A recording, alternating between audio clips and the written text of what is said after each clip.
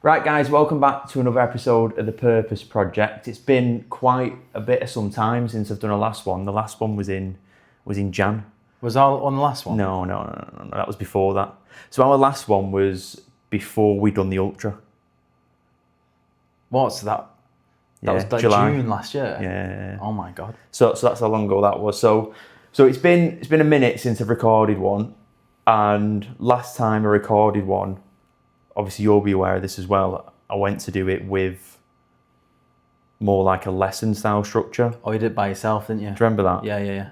And I had loads of good feedback about it, but the friction that I had was everybody wanted the slides, and then bringing the slides to life on it was just it was just adding friction to me producing the content. So it made me rethink whether I actually go forward with that, even though I enjoy it. In my head I thought I'd only go ahead with that if I could actually just have a audio one and not have the lesson on there. Yeah, you'd have to just teach the lesson without reference to the slides. Do you get what I mean? So that's what I was thinking about that, but that's not the sole reason why I've not recorded one for a while. And we'll run through that later, but it'll be good to just just run through where me and Louis went through last time, because like I've just said then, so me and Louis, the last one we done was on the 100k Ultra, and we done that in June last year. Well, probably around this time last year, or maybe would we have done the Ultra this time last year? Nah, next week or something. Yeah, so it'll be like a week away. So it'll be like, this is like a year in advance. Yeah, since our last one. Since the Ultra. And then with Louis, like, obviously, like, loads has changed with you over the past year. Yeah. We've done this Ultra. We spoke about how you were getting into fitness and your whole journey around that, and we spoke about your mum's diagnosis and everything that went on there. And then you were like setting up Elevate at that point. And then since then, like, you've obviously, we'll go through it, but you run Elevate now, and that's what you solely do, basically. And then we touched on like diabetes and running an Ultra with diabetes and all these different things, and then loads has changed with that as well. Yeah. So basically, the point I'm trying to make is I think today's going to be really good because it's like a full year on. There's loads of stuff that's changed. There'll be loads of stuff that you said you were going to do that you would have achieved. Yeah. Same with me. Yeah. And then on top of it, we're in Japan. We're doing it in Japan, mate. Last time we did it in Moston, Nina Drive. This time we're doing it in Yomitan with a fucking typhoon outside. So that's why we're what's it called? Cabin fever. Yeah. Even though we went out earlier in the gym. Yeah. We are we're looking for things to do basically. But we said looks like you got no shorts on again. I know, mate. Yeah, it looks like he's got no fucking shorts on. Me at driving range. This is him at the driving range yesterday. I do have shorts on. just got short shorts. So yeah, we're in a typhoon right now. We're stuck in the house in Okinawa. Okinawa's great, but obviously we're not experiencing it very much because we are stuck in, but we're still enjoying ourselves. Perfect timing for an episode. We actually think the backdrop's quite nice here. It's unreal. Yeah. It's fate that we picked this place with this light in here. I chose this for the podcast. So yeah, I mean, since then, like we say, Ultra's completed. You've set up Elevate. We've both had injuries. Yeah. Higgins. Yeah. And you've had your surgery. So that's been a big change. And then I've made some dramatic changes with type 1 diabetes. We're both in Japan, and we've got another, how long have we got left in Japan now? 9 days. So yeah, it's the 11th now. Days, yeah. We've got 8 days, yeah. Well, 9 days till we're back in the UK. 8 or 9 days left. So what's going to happen today is we'll run through why I've not recorded an ep. You actually leaving Urban Reform, going 100% in on Elevate. Yeah, I couldn't be asked for you anymore. Yeah, fucking sick of it. Changes in our lives due to these injuries. And then at the end, we'll give everyone an update about this trip and what we've been doing. Mate. That sound good? Yeah, let's get into it. Right, sick. So first of all then, I'm going to try and keep this bit like short and sweet, because obviously you don't know this as well, the reason why I've not recorded it. So probably interesting for me to tell you why I've not been doing it. Yeah. And then whoever's listening will probably find it interesting as well. So basically I've not recorded one because of the time has taken up out of my life. Urban Reform has just taken like a huge chunk of time and energy, because we've been really working towards, and this is with the gym, with UR Performance, to try and find a way to make a sustainable business model. Long story short, for everybody listening, like a year or so ago, we realised that nothing was sustainable. It's not going to work in the long run unless we make changes. And then we were really working on making those changes. And I thought that I'd be able to balance a lot of things at the same time whilst working on that. And the reality was, like, I just literally couldn't. So I've just had to basically double down on Urban Reform. I think most people who are members of Urban Reform, UR Performance, they're not really going to see what goes on with like me and Dean in the background and what we do. Obviously, you get a snippet of it because obviously you're around us and you see what you hear about things. But most people just don't really know. So it's been non-stop. You know, the whole goal has been build a sustainable business model that can still nurture people, help them achieve their goals, support them for these fitness events, have a solid community. But at the end of the day, it's a business, and a business has to run well and it has to be profitable in order for it to be sustainable. And in order to have like good staff as well and good perks within the community, you have to have a lot of money to do that. So that's basically what went on, and we're still going through that now. Like, we've made loads of changes recently. I'm probably going to go back and dedicate even more time to our performance. So it means stuff like this, these episodes, again, are probably going to be very far and few between. But I think the podcast is something that I do want to do long term, and it's something that I do have an aspiration for. The other thing as well was, I was surprisingly struggling with people basically trying to arrange interviews and just them cancelling. Happened quite a few people, and I was like, that was the first time I was like, oh, you know, this is potentially a hindrance to some people's days, and I've got to figure out how I can make this a benefit to them. And one of the benefits is through like being proactive on socials, but I've stepped back on socials again because of UR Performance, so it's kind of all in a bit of a weird loop right now. To do a podcast and make it a thing, like you're doing a thing, there's people out there whose full-time job is to run a podcast, whereas you were trying to do that alongside running a business that needed your focus anyway.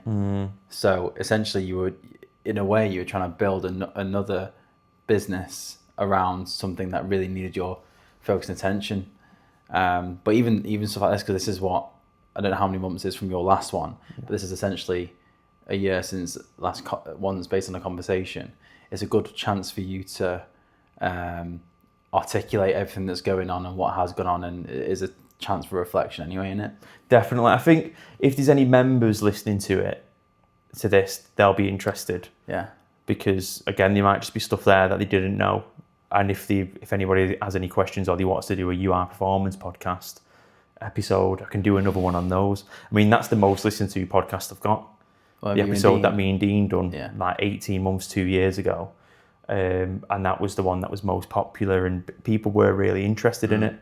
And in that one, we were going through how it was like, we've done all this rebrand, we've set this vision up. This is where we're at with the Wellbeing service and so on. But so much has changed since then.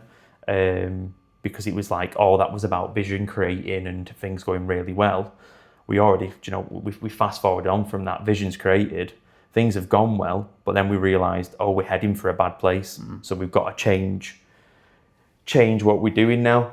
So the UR members have experienced like loads of changes. We've been making loads of improvements. Feedback's been huge. We've been like, the amount of feedback we've been looking at and analysing and trying to come up with strategies and plans for. And the team's been a massive thing. Like we've got set roles within the business now, which we've never had before. It was always me and Dean just kind of like picking up pieces and just not doing things very well.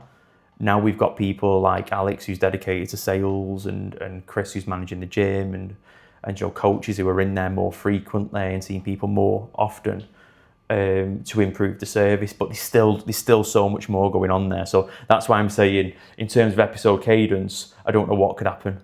That point I was saying before on people struggling to get people in for interviews, what's happened since then is I've met a lot more people who surprisingly have a lot more time on their hands and have done like a lot better with business. So my plan is to actually interview them. That's a good idea.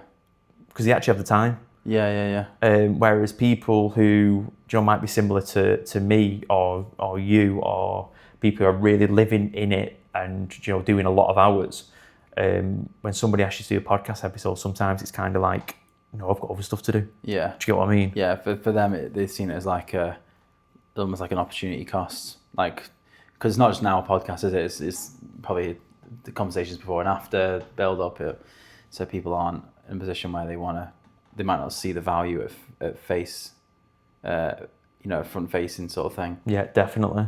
So that's the update there. That's what's happened.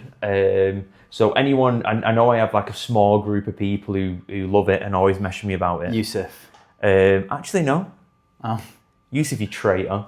Josh Atherton, mate. Josh Atherton, Liam Parker, absolute legends for this, mate. They love it. Josh is a podcast merchant, mate. Yeah, game. He is. He knows what he's doing. But those two love it, and then there's a couple more as well who ask about it. But yeah, I mean, let's go on to you, mate. So we spoke last year, and you were like, a year before that, we'd done the focus program in Japan. Yeah. Yeah. March 2024. Yeah, and we were planning Elevate. Yeah. And then a year later, we recorded that podcast, and you were like, right, I'm going for it now. Yeah. And then a year on, you've made decisions to double down on it, and you've took a lot of risks as well. Yeah. And you've committed the most financially you've ever committed to your business. And then you started to see, you're coming out the other end now, you're starting to see results, aren't you? Starting to see clarity and results towards something that I can actually visualize being a thing now. Because Elevate's always been the thing since March 2024, like just coming up with a name. But I'm pretty sure I've gone through like 4 different ideas, committed to something for a bit, for whatever reason, feel like it hasn't worked, moved on to something else, thought, oh my God, this is going to be it. And then something else. And then now, and again, whatever it is changes. But this is like, now I can look at long term, and we'll talk about what, how I'm going into Elevate now. But I can actually see that being the thing that I commit to long term.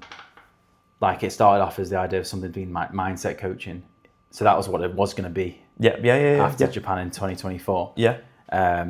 Got a few clients on, but just never became something. I didn't have like a business mentality. Didn't know how to scale or grow or market or reach out to people. So that was just really slow. And then I thought, tangible results is what attracts people. So on the background, I had a few one-to-one clients that I never marketed. They just reached out to me because I was a coach at UR. So I just said, yeah, go on then. And then thought I did go down the route of just fitness coaching with the mindset stuff as part of it as well. Because you get someone from X time to Y time in a race, people can see that your system has worked. So the tangible results. So I went down the route of that. And that's when I started investing. That was like October last year, 2025. And that's when I started like, okay, maybe I need to invest into this in the way of mentorships. So I got one mentorship, and it was the first time I invested like a scary amount into my thing. So therefore that was like, okay, maybe I'm taking this a bit more serious now. Got some results from that. And then I was like, okay, I need another one. Found another one in December 2025. And this was like a stupid amount that I hadn't even got. Like if I maxed out my credit card, that doesn't cover half of it. Yeah. And I had a conversation with you as soon as I invested, like, I don't know what I've done here, but I've got to make it work now, backs against the ropes. And with that mentorship through fitness coaching, the team of mentors were basically helping fitness coaches build their business. Yep. And I saw how you can build a scalable model. I saw how some of these online coaches are doing like 30, 40, 50K months. And I saw what system is used to get there. So I use that system, not on that level at scale. So I was like, well, shit, like you can make this a thing where you can create a life on your terms and you create the life you want. So I was diving into that, investing into that, making the money back. And then I was like, shit, I can do this. But then funnily enough, like I was building a team, like people doing the messaging for me, looking at how to get on other coaches, looking at how to get I'm going to have to get people on sales and stuff now. And then April 2026, this year, we'll talk about all the fitness goals and stuff, but I had a surgery on a hernia that I had for 7 months. So I finally had it. I'm giving the short story of this, but basically it meant 6 weeks of no training, like heavy training, the stuff that I'm used to. Like I had to cancel London Marathon, had to cancel Edinburgh Marathon, had to cancel Berlin High Rocks, because I just had to pull out of all these. So because and training is a big part of my life, one way or another, I had to stop from that. I had to look at I can't just woe is me, victim mentality, oh my God, I can't train and all this stuff. So I had a lot more time to think, which I like doing anyway. And with that, a lot more time to think, I thought about what I want long term, and this scalable model of fitness coaching that was with mentorships was something I didn't want to do. Again, it was like I thought it was going to be what I was going to do, and I don't want to do it. It's a light bulb moment, isn't it? That's what that is. Yeah. But when you're in it, you don't have time to think. So, and we speak about this in the car before, it's like when you're in it and when you're working, you've got a mindset for the problems you're facing at that point in time, and there's not one part of you that can think outside of that box you're in, because you're just too in it. And then when you step out of it, you are forced to step out of it, which is like weirdly like, I've done posts about this in the past, talking about how like some of the worst things that can happen to you can be the best things that happen to you. You've then got to a point where it's like you have to think differently now, and then as a result of that, you've made positive change. Yeah, exactly, mate. Exactly, that's it. And people were like, "Oh my God, did you struggle without training?" I was like, "Nah," because I liked this time thinking. And now, what Elevate is now, from that, I've been doing these experiences, events, meetups, just trail runs, hikes. We had a conversation this time last year about building community a bit more. And it was a case of literally just messaging my clients going, "Do you want to come on a trail run in 2 weeks' time?" And then when I did the first one, I just made it a monthly cadence. And now I can see that this cadence of events, experiences, I'm seeing how people want to be part of community. I'm seeing how people are around other people who are into the same stuff as them, who want to better themselves, who can actually talk freely about what they're trying to do and not feel judged. I can create a system, an ecosystem, which is going to promote that and bring more people into that. So what Elevate is now, what I'm pursuing, that's a reason why I left Urban Reform, was to, again, it's a sign that I want to focus on my own thing more.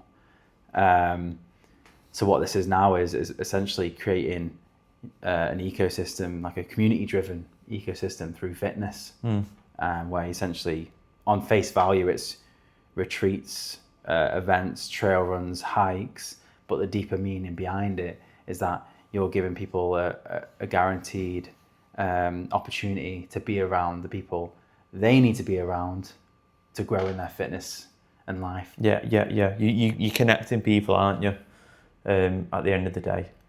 Yeah. So it's like, it literally went from September last year doing the first little trail run, so that's just a bit of fun and games, to now doing my first fitness retreat in August, which we filled up, meaning there's 22 people who are willing to invest their time and money and their energy into something that I'm doing, to now like, okay, I can make this something.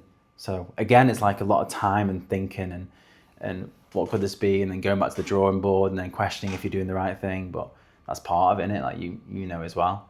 Yeah, it's never ending. Nah. That type of stuff just isn't going to end, and that's the reality of it. But as long as you enjoy the process, you won't have a problem with that. Yeah. I think like we spoke about this the other day, didn't we? Talking about communities and like how, like what makes a community special, why people buy into communities, and then one of the biggest issues with communities is growth, and still having like that connection with, as the community gets bigger and bigger, still trying to have a team of people that can make it still feel like a community. Yeah. Like everybody still knows everyone, and there's a certain culture to live by in a certain way everybody conducts themselves. It's not an easy thing to do. I think one thing I've seen is as communities have grown and the bigger they get, naturally there's too many people to speak to, and there's too many people to know. So we were like brainstorming ideas around how can you make sure that people still have the communities within communities, if that makes sense. And that seems like the next big challenge that you're going to face. And it's overwhelming when I think about it, but then again, we've spoken about what's the next step you take, and I've had conversations with the right people who have created their own business in that way. So I'm picking brains and put them together. It's like, what's the next step? The overarching goal is overwhelming right now, but the next step is look into these people who are investing into Elevate already, as in financially, but also spending their time. They're clearly invested one way or another. They clearly like what I'm doing. So let's try and find out about them, their values, what they want to spend their money on, what's important to them, what their problems are, what do they struggle with, what their goals are, and basically nurture them and create something for them, which is what this thing will be, what Elevate will be. But there's so many more, hundreds, thousands of people like these people that I'm nurturing right now. So once I've got that nailed down, then that's when I can start reaching out to the outside world, because people will understand and resonate. But basically I'm creating something for a small group of people right now, with the intention of this thing being something that works for the masses. Yeah, you're going through a phase now where you're creating a new product, a new service, aren't you? Yeah. Like you've already got something running, but it's kind of like what you said. It's like it's a bit rough right now. You're trying to make something really smooth and streamlined, and that's what these people, these early adopters, are going to be your gateway to that. Yeah. And like a relatability side to that, it's like early on with one of the first businesses I set up with RickFit. Early on, when you're in that position, we at the time it's probably about 80 members. I could speak to all those 80 members individually and find out what they wanted. Yeah. And that worked really well. It helped then create a business model going forwards that was really sustainable. The trouble is like, again, as that's going to grow, is how when you grow, still trying to get that information from, let's say, 200 people, or 1,000 people, or 2,000 people, because your business is going to have potential to be absolutely huge, because it doesn't require any any like on-site space, and it has periods of face-to-face connection, but loads of people can come at once for this face-to-face connection. Like, think about how many people you can get on a trail run or a retreat or whatever event you might do. It's quite a large number, especially if you started to like grow and have a support system in place. Again, another great example, Manchester Run Club. Like, look at those guys with how many people they have on their run sessions. Weekend after weekend after weekend. It's ridiculous sometimes. Like, I've seen them run around town with hundreds of people, and it works. Is it made running as well? They're the same. They get hundreds of people, but they've got this really good support system in place to basically nurture all those people within the community. So basically, summing up, then you've gone from having an idea of you want to become some type of coach 2 years ago, and you're interested in mindset because that's what you were doing with yourself. And then you've gone on to run that, but you hit some brick walls with it, which was like selling the product and so on, and understanding how to run a business. And then from that, you faced a problem, tried to find a solution. You've gone into a coaching service that's more fitness based, and you've made progress with that. And then you've hit another brick wall and found out like that model, again, you don't entirely want to do that. So again, you've changed direction and you've gone down the community route. And then now you've realised I think you seem the happiest you've been doing this style than you did on the previous ones. And I think that's because it more aligns with you and what you're doing. You can also see, like, even through your social media, like obviously I've been watching what you do, and like your social media now that it's gone more into your personality again, of who you are and how fun you are and like how much you like to have a laugh, but you still get shit done. You still work hard and so on. Even like me watching your social media, I can see a big change in, it's like more engaging now. It's more fun to watch. Like, previous content, I feel like you was, I don't know what the word would be, your personality, which to me is a massive selling point of why I'd invest in you, wasn't coming out as much. No. Do you know what I mean? Yeah, 100%. And I feel like everything's coming out more now that you've made this transition. Yeah, 100%. And I think you want something fast, don't you? You want your thing to work fast, and it's weird that I've hit brick walls. Like, you put it in a good way there. Like, hit a brick wall, that's okay, because you go and try something else. Hit another brick wall, that's okay. You try something else. You just keep on doing that.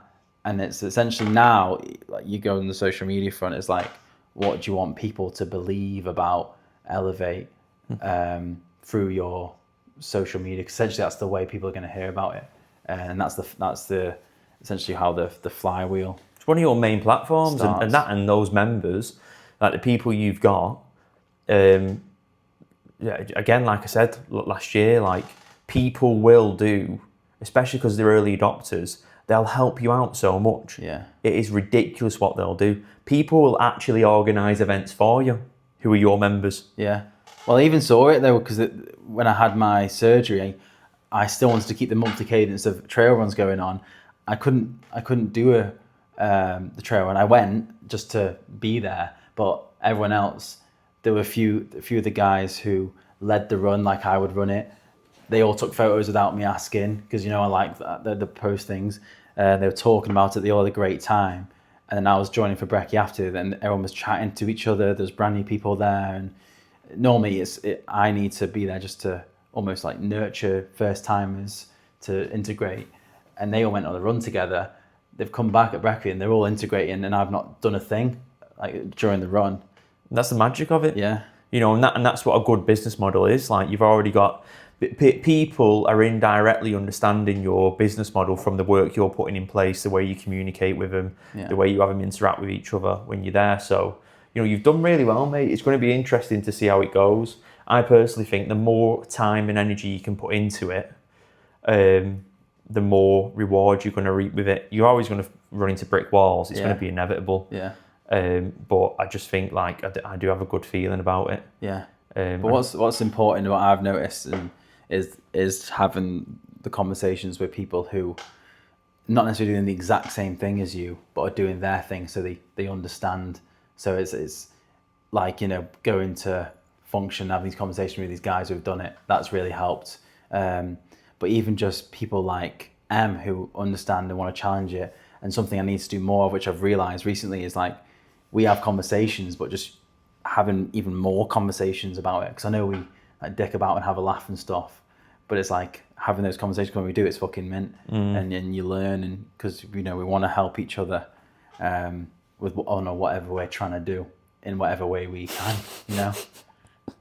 I'm laughing at if people understood what we speak about, and so our conversation. The next podcast episode, what we'll do is it'll be called Backer. Yeah, we'll tell you about that. We'll just talk about what we normally talk about when it's not like this, and it'll just be 30 minutes of absolute nonsense and brain rot. But I need that. Like, I've personally always needed. Keep talking. Like, time to. Where are you going? Just keep talking. All right. Oh, you worried that it's not recording? No, it's recording its sound. Fuck.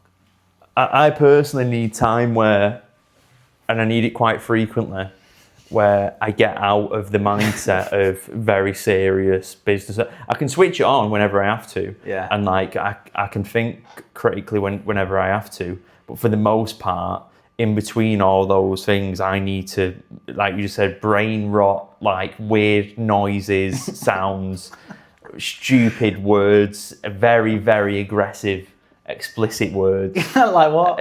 Can't say a single one of them on this. But all that type of stuff, I need that in order for me to be able to refocus. Yeah. Honestly, the relationships and friendships that I value the most are ones where I can have really in-depth value conversations, but also dick about, be stupid. If anyone heard it, they'd be like, who are these people? How are they getting anywhere in life? What's going on in their brain? Oh God.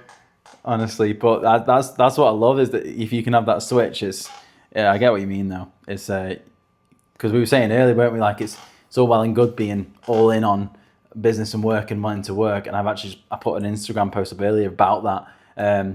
But also stepping away from business to work, whether that's doing what we're doing or like having a fucking stupid conversation about something, it actually does switch your brain off and re-engage. Yeah, you just need to do it sometimes. I mean, that's what I think. One thing I realised as well, like I've always had these relationships with people since I was a kid. So like even like at 14, 15, I've been around people who have been able to like joke and have laughs with, but then talk very seriously to, or like try and solve problems with. And I didn't realise and this was right through until probably mid-20s, after speaking to a few people, and I think it was Jack and Johnny. I think I was having a conversation one day, and they were like, not many people like do this. Like they don't have this like on and off. And I never really thought of it like that. But most people are either completely on or completely off, and they don't have these little windows where they can have they can build really strong working environments that people want to be a part of, or they can build really strong relationships because it's a case of we can discuss something really tough, but then we can also have a really fun time. And I think I was probably early in mid-20s when I had that first conversation around that, and I've never actually forgot that since. And how it's weird how you attract that though, isn't it? Yeah, because how do you find that? How do I get to a point where I'm comfortable enough to do and say the things that I do without you going, mate, what the fuck was that? Yeah. How do you find that out? It's got to be a time thing, hasn't it? People are going to be wondering, what do they say? I think people always like test with other people what the boundaries are, and then when they find out that they've got maybe there isn't a boundary, and they can go pretty far with things, and that's what they want to be in, then they can do that. But no, I do think it's an important thing. I think it's an important trait to have for most people, because being all work or all play, I just think it's never any good. It's never fulfilling in life to be all work or all play. You need to have these little bursts of both in order to be happy. But no, I think you've smashed it, mate. I think you've done well with Elevate, and I've got a really good feeling about that. Cheers means a lot. Cheers means a lot, Backer. Changes in our lives due to injuries was the next thing that I wanted to discuss. Go on. So what should start with you or me? Well, mine's. I feel like mine's a shorter story. I feel like you've been on a. Which one with me? That's the fucking question. You've been on a domino effect of injuries, but that's something interesting to talk about. But mine was. Go on, we'll start with me. Start with me. Me first. Right, go on. Tell me about your injury. No, so I've had a few injuries in the past, like with my hip and stuff, and managed that, and that was nothing crazy. But mine was the hernia. Do you call that an injury, or I suppose it is? 100%. What do you mean you call that an injury? Of course it's an injury. Well, you will have got a hernia from lifting something heavy or squatting 200 kg. Yeah, you would have been doing something, but you wouldn't have realised at the time. You would have just been like, oh. And then what's happened is, because you've been sending it for fucking ages, your hernia's just grown and grown and grown. Well, that's it. It's nearly got its own fucking nationality. It did, I named it. Name it Backer. Go on. It was September last year when I noticed it, and I've had cysts before, so I thought it was just a cyst. I was like, all right, carry on. And it stayed for a little longer than a cyst stayed. So I thought, let's go GP, and straight away they're like, yep, that's hernia. I was like, oh, great, brilliant. And then they're just basically just saying... Wait, so how big was it when you thought it was a cyst? Not that big. I'm trying to look around what to compare it to. Just do that. Like that. No, because it's half out it was in my groin, so it's half out. Yeah, I know. So like maybe like that. So it was that big and you thought it was a cyst? No, maybe like that then. Right. That's still a pretty big cyst. Yeah, well, and then they basically said, listen, simple as this. We put you on the list. You'll get your surgery within 3 months through us, because it's through a private hospital. I didn't get it because it's through private, but I wasn't paying, so I didn't get that. Wasn't complaining. And then 3 months down the line, I was like, this is perfect. So I'll 3 months down the line will be October, November, December, January. Be able to train for London Marathon, be able to train for Edinburgh, get Manchester High Rocks done. Berlin, great, crack on. 3 months comes along, catch up what's going on. They're like, it's not 3 months. They shouldn't have told you that. It's actually 6 months. I was like, okay, adds a bit of complication to things. Very much April. So yeah, about April time. So there's a lot that I did that I shouldn't have done, i.e. 3 races in Manchester High Rocks. Like, it's just fucking stupid. Train as much as I did. I didn't actually train. Do you reckon that made it worse? I don't know. A lot of the pressure and stuff was... What made it worse though was actually teaching, and because I do the hybrid games on the mic, that was made it worse. I eventually got a belt, which I was embarrassed about because it's like a huge disability belt. And I just didn't want to wear it, but I had to because it compressed it in. And then April I managed to get the surgery. And then it was open. What are you laughing at? Disability belt. What do you mean? It's a massive belt, mate. Yeah, but it's not. Go on, carry on. It's like a hernia belt. It's not a disability belt. Carry on. You can't park there. You haven't got a blue badge. Yeah, I got a disability belt, mate. Oh, carry on. It was open surgery, so 6 weeks out, they said. And then that's 6 weeks. It was horrible, mate. As soon as I had the surgery, I've never been put under a needle. That was great. So I woke up and they were like, just having a fat nap. I was loving life. What did he say to you? Because we're talking about this. Because I've had a couple operations. Yeah, what did he say to you? They were talking to me about their working day and what time they're going home, and I was really confused as to what they were. Well, yours is shit. I thought he said something funny to you. Can't actually remember. Fair enough. Normally they count me down. They didn't count me down. Maybe they did, and I just don't remember. But I remember waking up and then, I discharged the same day. But it was like it went from having to fucking struggle to put your socks on to eventually I was just patient, mate. It was my first ever big injury. I was just patient and didn't train. Like I went for a couple of walks to start with, stayed at home, didn't teach or anything. Slowly built it up, and then now that's why it was nice being patient. That's the beauty of being fucking patient, is that we did a gym session earlier. I can go back to benching what I used to bench, hit some wall balls and not be painful, and that's the result of it. So now it's like I've been patient. I've got this ultra marathon next. I've got plans to do all these high rocks, booked all these flipping marathons for next year. So if I'm sensible and actually look after my core and my rehab, then this is a lesson I've learned.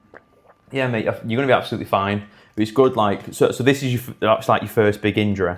Yeah, I've had like broken arms and wrists and stuff when you're younger. School. Yeah. But it's like it's different, isn't it? Yeah, you just can't play footy for 8 weeks, whatever it is. Yeah. You're gutted, but this is actually like you realise how important training is for you. So this is the first one. So, but yeah, mate. But that was my journey from September to April. But yours is a lot more. I'm just crippled. Complicated journey. Yeah. I've had all sorts, but I suppose the big realization for me in the past, it'd be 3 years now. I made that decision to get into back into fitness racing, but more endurance. I was already in my late teens, early 20s. I was really fit with running and stuff like that anyway.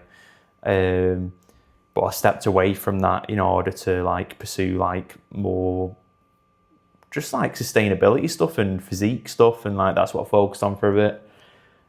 And then I got type 1 diabetes, and that changed things. And then that made me think no, there's certain things I want to tick off and know that I'll be able to do. So it kind of linked into that endurance stuff. I remember one of the first things I wrote down when I was diagnosed is, I'm gonna do these endurance events. I'm gonna try and make sure I can still do swimming stuff and cycling and all that. And I've still got a lot of things I want to tick off, but I've decided to take a big step back with it's not a step back actually. It's just it's a different direction. I'm just going forwards, but just in a completely different direction now. And not focus on the endurance as much, just because of what it's done to my body and managing type 1 diabetes. Yeah. But this was the last time we spoke. The reason why we'd done Vienna Marathon, so you did a marathon, you've done the 100k ultra now.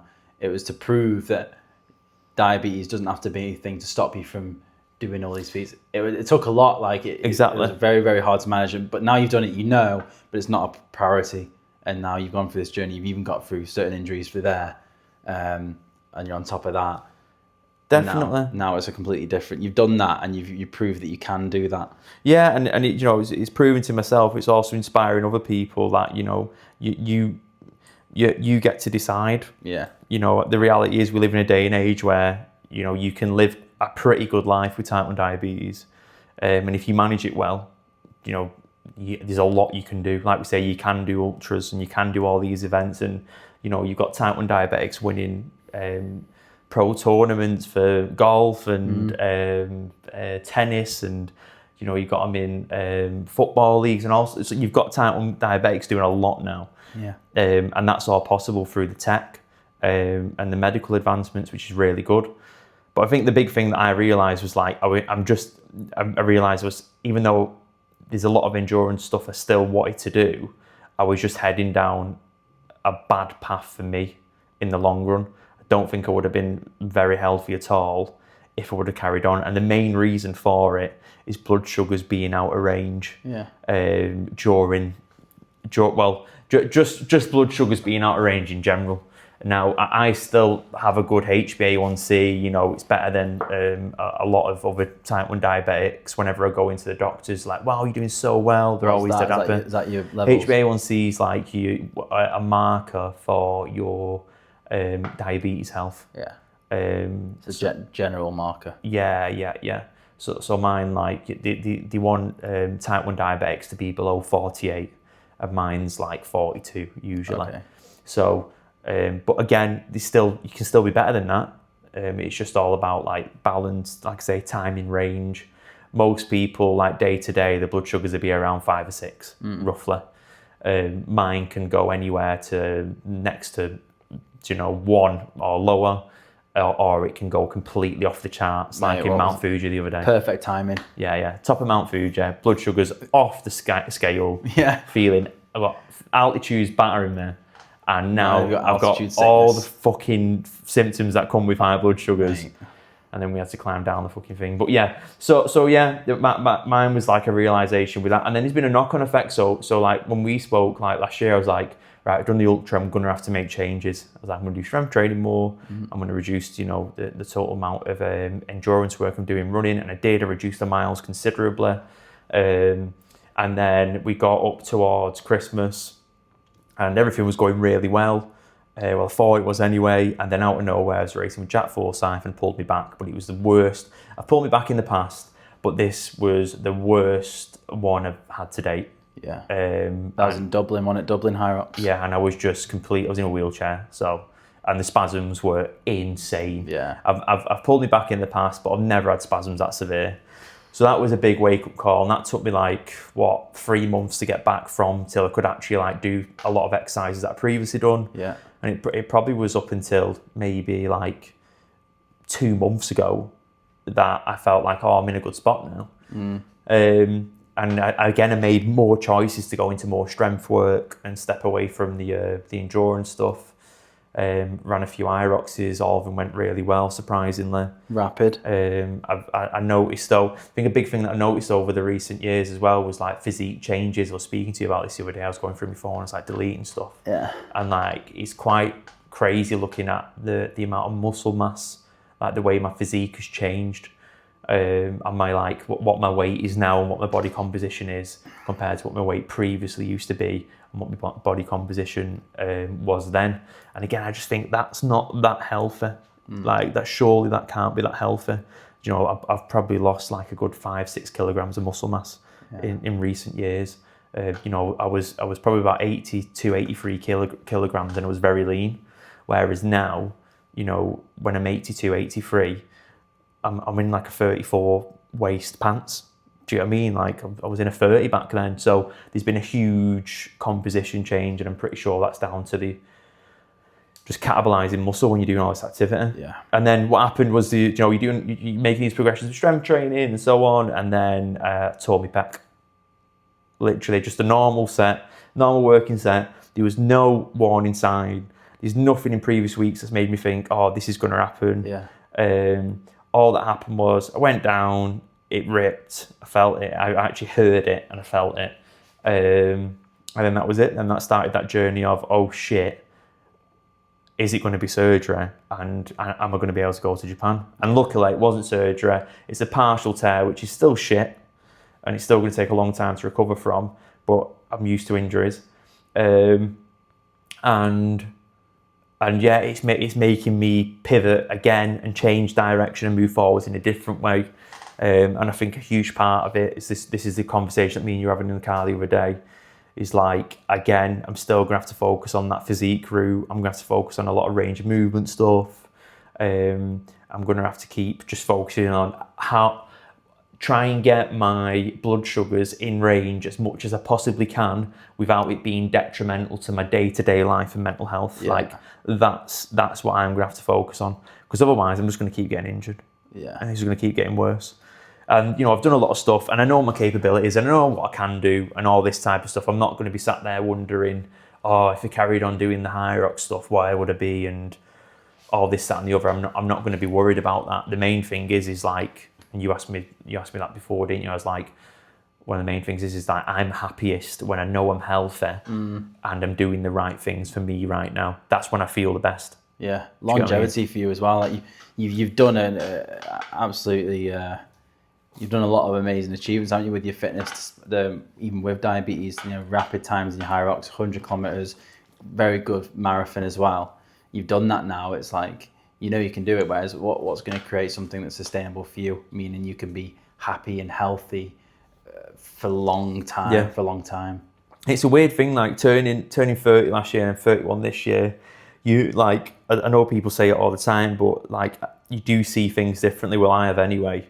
I've always been very cautious of like time and, like where I spend it and, getting older and all that type of stuff and trying to live my life to the full. But it's like now I'm starting to realise with diabetes, you naturally, I don't know what it is, the statistics, but diabetics naturally live like 12 years less than most other people anyway. It's like, there's that, and then there's also the fact of whether it's fitness or not, if you're doing something to an extreme, it's not that healthy. Yeah. So, as a diabetic, going to fitness to an extreme, if my blood sugars aren't in range and I'm not feeling good and, I'm not looking the best I can look and feel the best I can feel, something's clearly wrong. And again, it's like you got to take that time to sit down and review it, and injuries, surprisingly, are really good. If you do that and you sit down and you pen and paper it and you speak to people and you play about with ideas and you ask some deep questions, injuries can be a really good time to find a different way to do things and solve some big problems. Yeah. I think in a way though, combine injuries and then also all the extreme stuff you've done, if it wasn't for all of that, I don't think you'd be as clear as what you need to do to make sure you can live a happy and healthier life. Oh, definitely. Because again, still be figuring it out. Yeah, I'd still be like, if I hadn't gone through like that the knee issues that I've had, the back issues that I've had, I've torn, pec tear isn't the first tear I've had other tears as well. Yeah.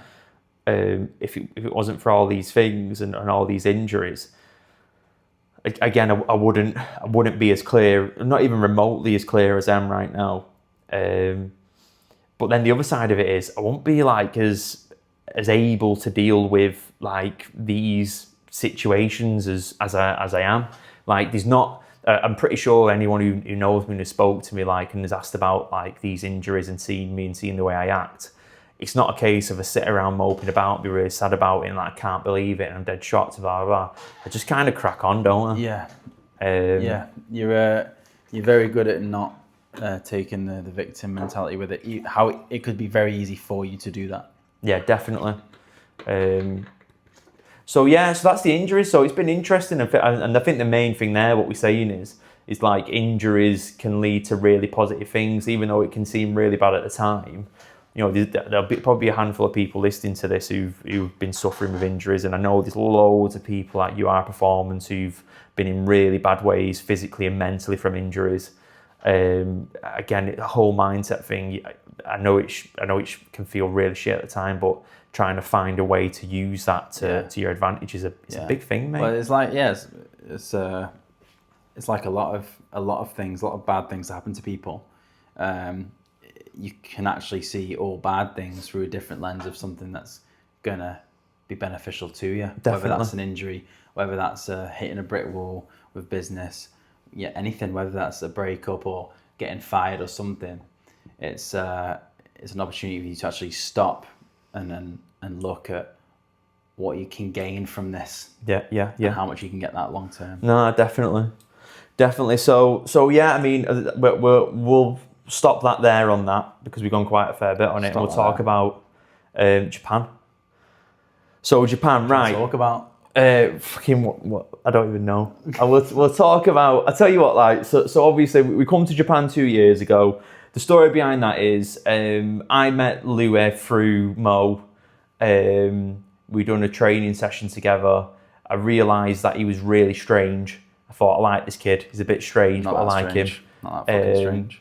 And then from that, we got chatting more, spoke about loads of stuff. That was when we first had conversations about you becoming a PT and being a coach and that. Yeah. Remember us sitting in foundation, mapping that out. And then from that, basically, I was going to book a trip anyway. And then I said to you, well, I was meant to be going. Oh, yeah, you was meant to go somewhere. Yeah, I was meant to be going to Japan with M. Yeah, and I saved up for it. And then for a reason, M couldn't go. So I had a conversation. I think it was literally a case of, I'm going to Japan. Do you want to come? Yeah. I think it was genuinely something like that. And you were like, yeah. And we both sat down because I had to figure out how to with work and stuff. I made you shake on it. Yeah. Do you remember that? Oh my God. I made you shake on it. It's all coming back. I was like, don't fucking shake my hand though. I was like, don't shake my hand if you're not serious. Yeah. And then you shook my hand and I was like, right, fair enough, we're doing it now. Mate, we made it work. Yeah, we made it work. I literally didn't have any money at the time either. It was a fucking nightmare. I'm still paying that off now. That's mad. And I made it again. But yeah, and then we loved it, and Joe, we had a mint time, didn't we? It was dead cool, and then we just like, you know, we said we'd definitely come back. There's loads we wanted to do. And like circumstances didn't really permit it last year. And then it was like, when did we speak about it again? Was it like a few months back? I think we only spoke about it like maybe around September. We knew it was going to happen again, but actually being serious about it, yeah, it was. We started booking things, didn't we? When it was like, we'll go in July, we'll get stuck in. I'm pretty sure we started booking it just after Christmas. Yeah, it all happened quite quick. Yeah. And then we just went completely different. Last time we done like a load of tourist stuff, didn't we? Yeah, we did the typical Tokyo, Osaka, Kyoto, stayed in tiny little fucking hotel rooms and just did loads of stuff that you see on TikTok. Yeah. But yeah, this time we still done a lot of popular things, but we got a bit more rogue, as in like even just things of like getting a car to drive around places. Yeah. Actually staying in rural areas where Mount Fuji is, staying outside of Tokyo, coming to Okinawa. We're doing Nagoya, which is like a small little city. Small. Do you know what about Nagoya? It's not small, lad. Mate, people keep fucking saying that when doing research, it's the most boring city in Japan. We're doing sumo, we're doing boat races, we're going to get baseball tickets. Yeah. We'll fucking find a batting cage. Mate, there'll be a batting cage, there'll be a driving range, there'll be we'll be in 7-Elevens every 5 fucking minutes, mate. You'll be eating pork cutlets out your fucking ears. I'm going to name my kids 7-Eleven, Family Mart and pork cutlet. Yeah. That's what you're going to name them. And then there's obviously like, again, like they have these castles in each city that are absolutely unbelievable, all the museums, all the history there. Yeah. There's that much you can do in these places. If not, you go to Round 1, which is basically just a massive building of like 5 or 6 floors of just games, and you can just have the best time ever. But there's loads of stuff like in Tokyo alone, it's overwhelming the amount of stuff you can actually do. Well, let's talk about it then. We're starting in Tokyo. Yeah. So this time it's Tokyo, Mount Fuji, Okinawa, Nagoya, back to Tokyo, and then Narita Airport. Yeah, Narita Airport again. But yeah, we got to Tokyo, didn't we? And then we were like, listen, what's the first thing that we're going to do? Batting cage, mate. Yeah. So we never experienced a batting cage before until 2 years ago when we came. We were just blown away by it. We thought we'd just try it out. Oh no, we accidentally came across a batting cage, didn't we? In Mount Fuji. Yeah. And we're like, oh, this is fun. Let's give this a go. Yeah. Had a great time, mate. It was unreal. This is unreal. the best invention in the world. Yeah. It's sick. So we went and done that straight away. We was in a batting cage, we're buzzing our heads off. And then we just had these plans about like, we'll watch baseball games and, you know, we'll go and visit these multi-story arcade things that we wanted to do. Yeah, we almost didn't get sumo. That was like a big thing we wanted to do last time. Sumo was massive, wasn't it? Yeah. And we missed the cut-off. But then we looked today because there's typhoons going on. We haven't been able to do lots, so let's plan what we got left. Actually, make the most of it. Yeah. Had a look and there was sumo tickets, so we were like, didn't even bat an eyelid. Let's get them. So we got them. This time round as well, we were getting about last time, and we was mainly like just walking places for like 2 hours because we wanted to see the fucking city. Whereas this time we've been getting loops, haven't we? Oh my God. We've been having the best time It's ever. like a Lime, but better. Like a Lime bike, like a barrel bike in Manchester. Yeah. Well better. I don't know why it's better. If you've been like Europe, and you've been like, you know, like Stockholm or something like that, you'll know that like the Lime bikes and everything, they're absolutely mint to get about on. In Japan, it's a different level of fun. I don't know what it is. I think it's just the concept of being. It was like when we watched the baseball game in Tokyo. It was Tokyo, and it was like, mate, it was like 10 o'clock. And we were just on the main roads of Japan and pissed on the fucking asking people for races. We were racing people on motorbikes. Racing people, and then we were just like foot all over the show on him, bibbing the horns and that. The horns they got are just horns. they They got just indicators. like these little meeps, aren't they, mate? You have to do a driving test. You have to do a DVLA theory test before you can drive. Loop one. DVLA. No drink driving. But yeah, we've been 6 getting days about down. all over on those this time, which made it well easier, and we've seen loads more stuff as well. Either there or car. We got yeah. a car for Fuji and we got a car for Okinawa. Well, that's it. We left Tokyo and was like, when we come last time, we seen Mount Fuji and we went round it, and it was unbelievable views. We seen the mountain, it completely blew my mind. Yeah. Never seen anything like it. And then we were like, we'll come back and we'll see it again and we'll climb it and we'll imagine the views at the top and all this, that and the other. So it was like, right, got a car, drove to Kawaguchiko in this really like, in the middle of fucking nowhere, this really nice like cabin thing. And it's got this massive window and viewpoint where it looks at Mount Fuji. That's what's on the Airbnb. Yeah, and basically, we get there and it's shit weather. It's absolutely shit weather. And we're like, don't worry, it'll clear up. We look at the weather forecast. Nah, it's not clearing up at all. It's not happening. So it was like, right, we can't see the mountain. And maybe if we climb up it, we'll see the clouds. We'll be above the clouds and we'll see it all. Yeah. So yeah, we basically prepped for a couple of days. We went to Mount Fuji. We went to the 5th station. So you're basically like 2,000 meters up already, aren't you? Yeah, I think that's the most popular one because I don't think you can you start from the bottom? I think you could, but it'd take you ages because of the routes. Yeah, so we started at 5th station, which was 2,200 meters high already. Yeah.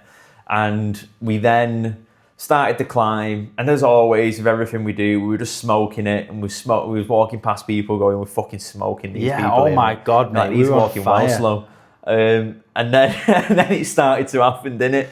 Started 2,200. Started to happen at about 3,000, didn't it? Yeah, we started to clock it, didn't we?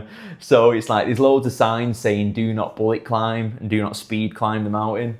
You can get really sick and you have all these issues and so on and so forth.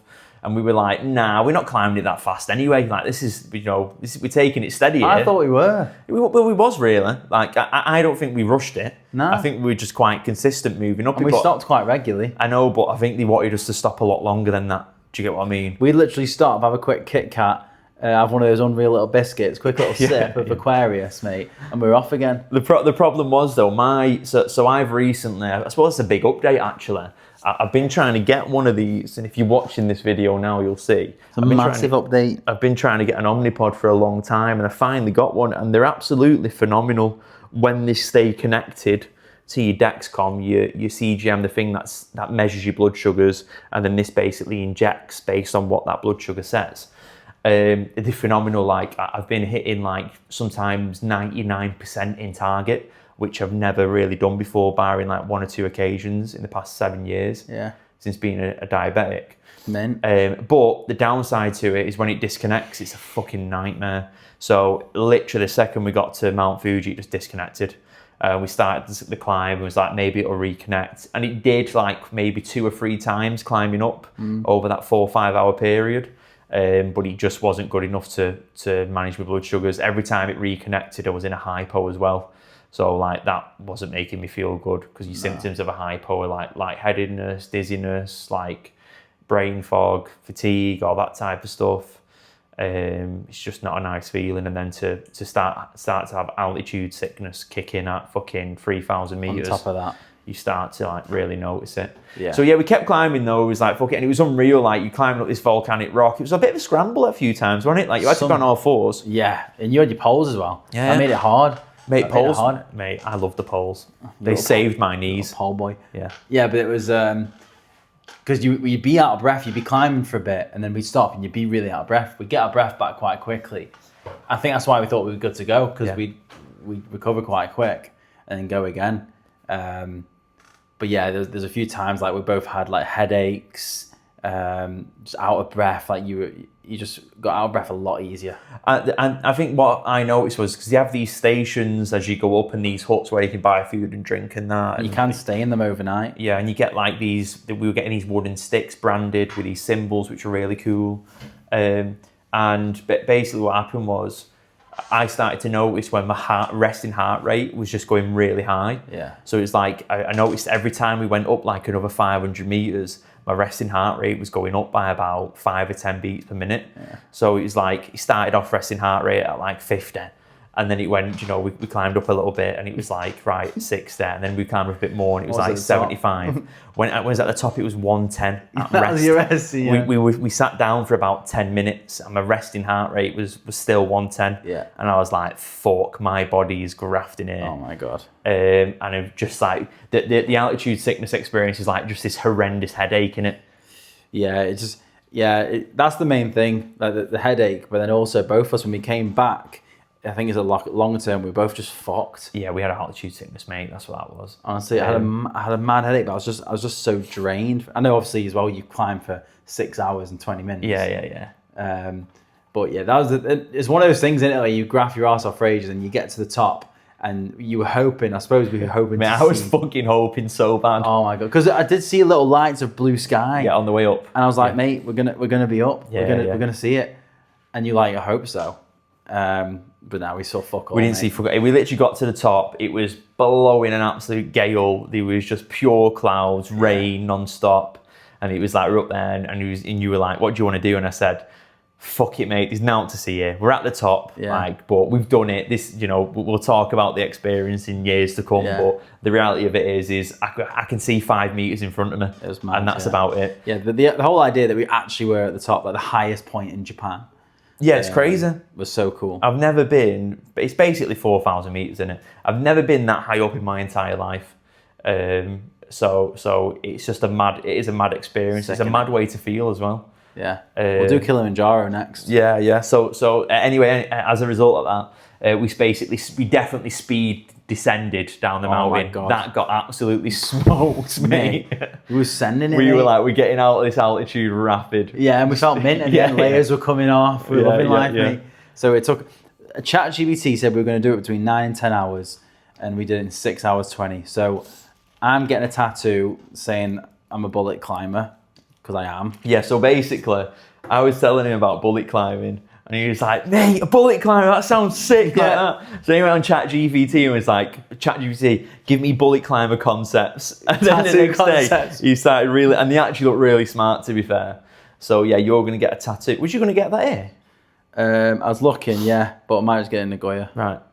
Yeah. We'll see if it's an impulsive thought or it's something I actually want. Yeah, sound. I'll get one with you. And then, yeah, you were telling ChatGPT, weren't you? Well, on the way down, I said, do you know what? We should message ChatGPT and say, do you know, like you said, it'd take us 9 hours? Well, it didn't. It took us 6 hours 20, mate. Underestimated us. Yeah. And then it basically gassed us both up. Big time, didn't it? Yeah. You asked it to. Yeah. You went, gas me up, and then it went on a Madden. But I was gassed up for you. I was like, yes, come on. So we ticked that off, and basically we got back. I felt sick. You had the headache, but I had the nausea as well. And then that was it. Then we cracked on as normal. Flew to Okinawa, In Okinawa, like obviously got here, it was like mint first day, really sunny, really warm, sunset. And then the warnings come through, didn't it? We were at the gym yesterday, and a siren came on our phone, and it was in Japanese, but we translated and it said like, this is we're issuing a level 3 evacuation alert. Luckily that just meant for elderly people and people who might need it, but we were like, this is mad. Yeah. And it was windy and it was a bit eerie. But then last night it was mad, like the power went out. But as the power went out, there's like an emergency light that came on. So at 3 a.m, this bright white light was all in the house. And we were like, what's going on here? And it was loud. It was kept waking us up. Yeah, it was so loud. It was mad. And then we were basically just, we were just sort of homebound all day today. Yeah. And it got to about midday and like, we messed the gym saying, are you open? Yeah. As soon as they were open, we went out and it was great, but yeah. It's passing now, so it's not as bad, but it's just funny, innit? Because we go to Mount Fuji, it's shit weather. Yeah. And we come here, it's shit weather, and it's two places we wanted to go for the views and the experience. But again, I'm still having a mint time, you're having a mint time. Well, that's it. We're making the most out of the situation we've been given. Like, best case scenario is you get given the beautiful views of Mount Fuji, you get given beach resort vibes, white sand, blue skies, scorching sun for the whole time in Okinawa. That'd be perfect, that wouldn't it? We had like little snippets It'd be fucking of it, great, that wouldn't it? We still like make the most out of it. Like we're still, like in days like this, we're still, what's nice is we're still been getting the things we want to get done. Yeah. Like even just like gym and stuff, but we sat down today and although it's shit weather, we're still booking things like golf. We've not confirmed yet, but like going fishing. Yeah. And even in Nagoya, just planning exciting things there. So. Yeah, and don't get me wrong, like in Mount Fuji, it was like really shit weather, but we went and played the Fuji Classic. You know, basically Louis got me into golf a year or so ago. Yeah. It's been a big thing we spoke about since. Imagine playing golf in Japan. We went and played this phenomenal course. Again, we couldn't see fuck all because it was misty as fuck. So he's teeing off and just like, we don't have a fucking clue where the ball's gone. My pec's in bits, so I can't do, I'm trying to swing, but I don't know what's going on. Yeah. I'm an absolute mare. I'm shit anyway, but anyway, so like. Shit at the driving range, you meant on a course. Yeah, go to driving range, just top 200 balls. Yeah. And then next thing, just hit this absolute unreal shot off the tee. Figured it out, didn't you? But yeah, so we're there, and again, the whole concept there is, you play golf and you have Mount Fuji in the background. You get one of the best views of it ever. We looked at the photos. Couldn't see a fucking thing. So yeah, but again, it was unreal. We had like a fucking 3-course meal after it. Halfway through, it was people messaged us like, "Where the fuck are you?" And we were like, "We're in Japan. We're playing golf. This is what you're missing out on." Yeah. And then we played this round in like as the typhoon started. Day before yesterday. Was it yesterday or day before? It was yesterday we played. Yeah, right. So we played yesterday. The typhoon started, and we played around at the PGM golf resort, and it was mint, wasn't it, mate? Like the backwind, like off the tee, the backwind was just unreal, mate. You got these ocean views because the first tee you started up here, ocean view downhill, and the fairway's open. It's all undulating, and it's a mint course. To be fair, it was nice. It was unreal, mate. The winds were just mental. Like my first tee shot, I thought I nuked it, lost straight away. Mate, it literally, the second it went into the sky, I thought, that's gone, that. And it just went left and left and left and left. And to be fair, you hit it straight. It was just that when it got that high, the wind was blowing I reckon the wind was probably like 50 miles an hour or something. Yeah. It just absolutely annihilated that ball. The irony is that I was telling you all the night before at the driving range. Yeah, so when it's windy, the trick is swing slow and keep it low below the wind. Yeah. So I got a mad one. First tee, I'm going to swing it slow. Bang! Yeah, it just rocketed me. To be fair though, because that's my swing right now, is that, keeping it low. Yeah, works. Just naturally. Maybe you played mint. So it was like, I was actually able to hit some decent shots, which was funny. Some of them were absolutely unreal. I've never topped it out of a bunker and got it like 2 foot of the pin in my life. It doesn't matter what gets there. But if you look at that video that you put up of me topping it out the bunker, it looks like I've done a sick bunker shot. Yeah, because I didn't get the ball flight. I get you hitting it, miss it a bit, and then it lands and stops next to the pin. It's absolutely unreal, mate. Not one bit of sand left that bunker, mate. and it still went right next to the pin. Mate, it doesn't matter what gets there. So we've still been doing stuff like that, and like we say, we're going to play another golf course, aren't we? Hopefully in the upcoming days.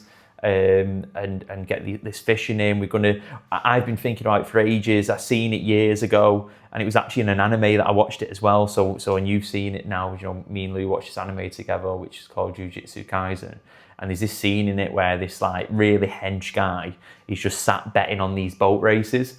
And I remember Googling it, saying, is this a thing? Because of these tiny little like one-man boats. Yeah. And they race up and down this river basically. And it was a thing. And I was like, I 100% need to go. Yeah, you can bet on that. I want to be part of it when we go to Japan. It's the Japanese version of the races. Yeah, it's like horse racing, isn't it? Yeah. But like boat race, it's mad how fast it is. So we're going to go watch that. And like we say, the sumo is going to be huge. Like we're going to be there all day. We're going to watch numerous fights. Yeah, full day out. Starts at 2. It's a full day thing. I just can't wait to see somebody who's 200 kg slap somebody else who's 200 kg. Mate. I reckon it's going to be mad when they collide. Do you think there'll be like a little vibration in the room or not? Nah, mate.